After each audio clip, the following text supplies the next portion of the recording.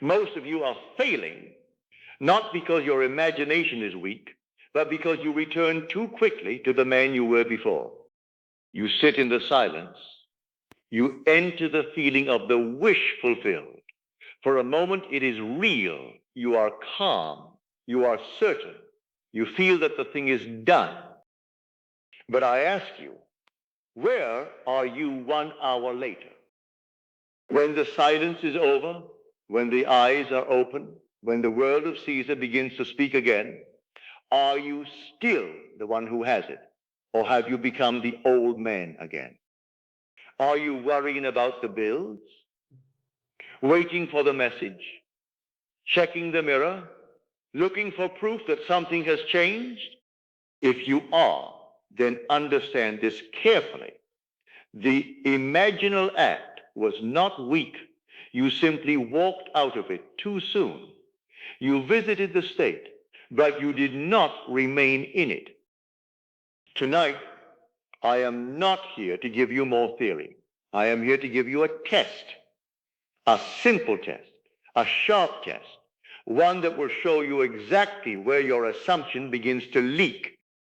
I call it the 1 hour later test, because what you are 1 hour after your prayer reveals far more than what you felt during it.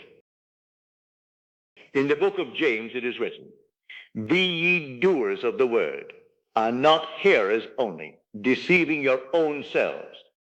To be a hearer is to love the sound of truth. It is to enjoy the silence, to feel the beauty of the promise, to say, yes, I understand, and then return to the same fear, the same waiting, the same inner conversation. But the doer is different. The doer does not merely feel the truth for a few minutes. He carries it.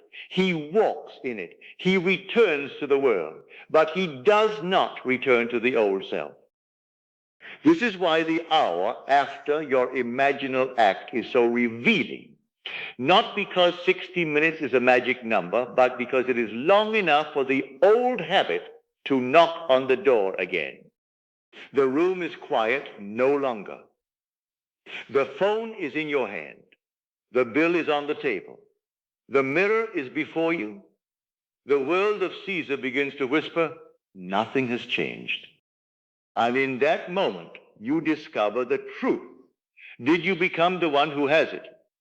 Or did you only visit him? Many of you are not failing in the imaginal act itself. You are failing in the return. You enter the state beautifully. You touch it, you taste it. For a moment, you know it is done. But then you leave it behind as if it belonged only to the silence and not to your life. You visited the state, but you did not occupy it. And the outer world does not mirror what you visit. It mirrors what you persist in. Here is the test. It is simple, uncompromising, and effective. The next time you perform an imaginal act, whether it is a telephone call, an I remember when, or a simple scene of fulfillment, set a reminder for 1 hour later. When that hour comes, do not ask, is it here yet? That is the voice of the beggar. It is the voice of the old state, still waiting for the world to give permission to believe. Instead, ask yourself one question: who am I being right now?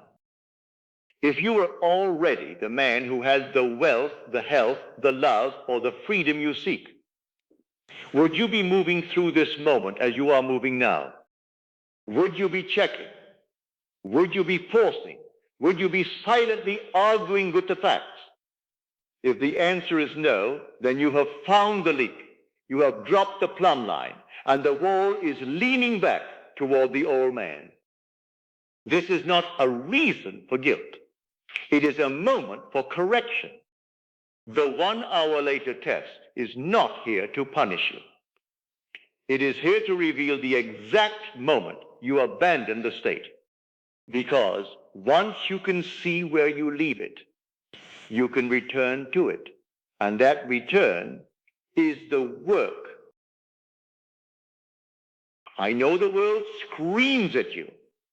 You ask how you can possibly stay in the state while handling the affairs of Caesar. The answer is not effort.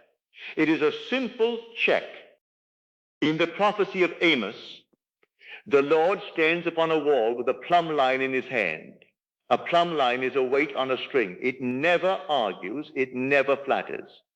It simply tells the builder whether the wall is straight. Now you must use that plumb line on your own wall. And you will do it in 3 simple movements. First, the hourly chime. For the next 3 days, set an alarm to trigger every 60 minutes. When it sounds, do not begin another exercise. Do not start another prayer. Do not search for a feeling. Simply drop the plumb line. Ask, am I standing upright? This means, am I still the person I assume myself to be? Or have I leaned back into my old worries? Second, the immediate pivot.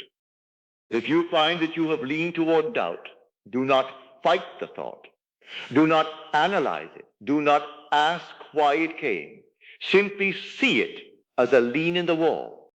Then say inwardly, I remember when I used to be that person, but that is no longer my name. For 5 seconds, return to the position of the fulfilled man. Not a mood, not a performance, a position. Stand as the one for whom the matter is already settled. Then continue. Third, the abiding posture. You do not need to think about your desire all day. You simply need to stop moving as the one who does not have it. A billionaire moves through the world as a billionaire even when he is not thinking of his money. A loved man does not spend the day asking whether he is loved. A secure man does not keep checking the world for permission to feel safe. Your plumb line is not a frantic thought. It is a settled posture. By doing this every hour, you are training the subconscious mind that the new state is your home.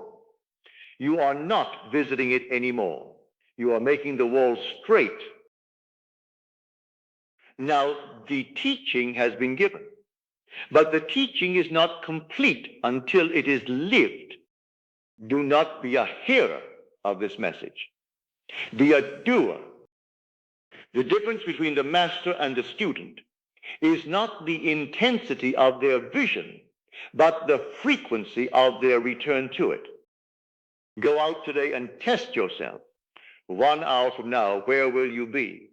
Will you be in the promised land? Or will you be wandering in the desert of how and when? The plumb line is in your hand. The wall is yours to build. Make it straight. Make it true. And now, let us go into the silence.